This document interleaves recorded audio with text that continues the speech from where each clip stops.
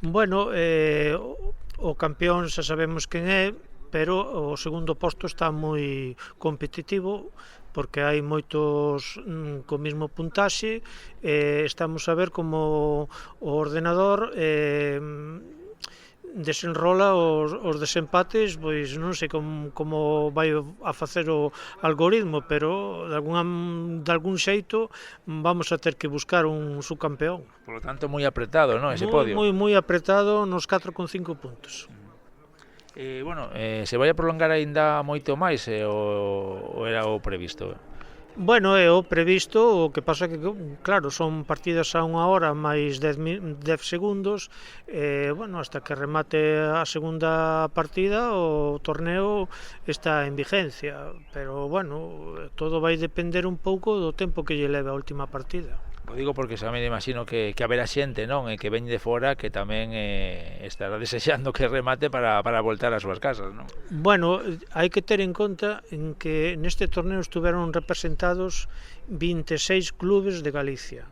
Viu xente de Ourense, viu xente de Lugo, viu xente de Oroso, tamén viu un rapaz de Portugal. Ajá. O sea que aquí 70 xogadores representando a 26 clubes de Galicia. Pero isto é habitual, non? Estades acostumados a que veña xente de fora, mesmo das nosas fronteiras, non? Sí, sí, o que pasa que no torneo internacional incluso nos viu xente de Burgos, xente de Asturias, en outras edicións, e esperamos que agora, cando estemos preto do Nadal e fagamos o internacional, pois que poidamos conquerir xente desas zonas. Bueno, o voso clube non leva demasiado tempo funcionando, pero xa está plenamente consolidado e xa pouco a pouco ten cada día máis zona, non? E tanto a nivel aquí regional como a nivel nacional. Bueno, vamos a ver, nós temos, lóxicamente, moita implantación en Culleredo, cada día somos máis coñecidos, temos agora mesmo dous equipos na segunda división galega, temos un equipo totalmente femenino que é inédito na comarca, que están xa gañando partidas e ademais son mulleres, moitas delas que non sabían nin mover as pezas, e bueno, agora viñeron tamén outras mulleres, bueno, entón estamos tamén moi orgullosos do nosa escola, temos rapaces pois que están salindo, que teñen madeira para poder seguir sendo unhas boas promesas a nivel galego. Claro. Está claro que pola cantidade de xogadores en todas as categorías que tedes, está claro que había unha necesidade, non, de un clube así no Concello.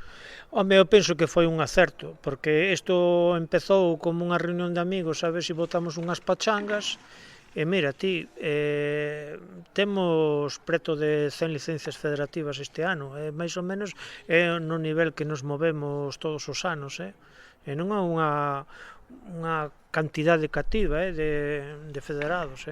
Bueno, aparte dos torneos que o clube realiza e organiza habitualmente, tamén, falando da Liga, me comentabas antes, de feito este ano, un dos equipos conseguía o ascenso de categoría. O ano que ven, imagino que a por outro.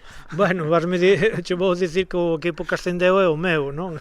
Entonces estamos todos moi contentos porque, bueno, porque hemos ascendido, pero o clube son máis equipos, hai unha escola para xente adulta, hai unha escola para rapaces, tamén temos o profesor do equipo femenino, bueno, imos todos crecendo un pouquiño e nada, e despois pois organizamos 2 campeonatos ao ano, o Amodiño e despois o internacional José Antonio Ferreño, pero despois temos moita máis vida social porque vamos a outros campeonatos, como por exemplo o que organiza Xadrez das Mariñas, vamos tamén a Betanzos por motivo das festas do San Roque, algúns tamén van a Carballo, é dicir que nos movemos por moitos sitios, donde haxe un torneo que interesa, ali vamos.